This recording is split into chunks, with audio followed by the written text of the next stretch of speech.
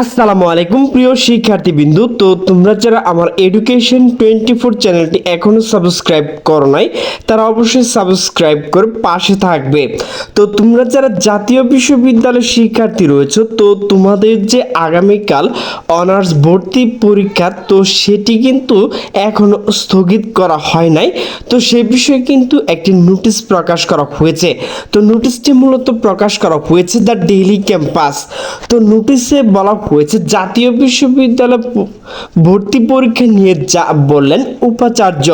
তো নোটিশটি মূলত প্রকাশ করা হয়েছে 30শে মে 2025 দুপুর 1:52।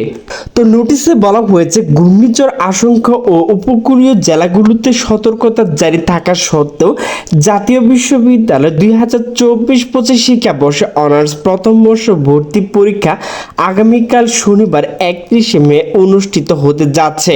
উপকূলীয় 16টি জেলা 3 নম্বর সতর্ক সংকেত ও জলোচ্ছ্বাস আশঙ্কার মধ্যে বিশ্ববিদ্যালয় কর্তৃপক্ষ এই পরীক্ষা গ্রহণে অনড় অবস্থানে রয়েছে বলে জানিয়েছে বিশ্ববিদ্যালয় কর্তৃপক্ষ।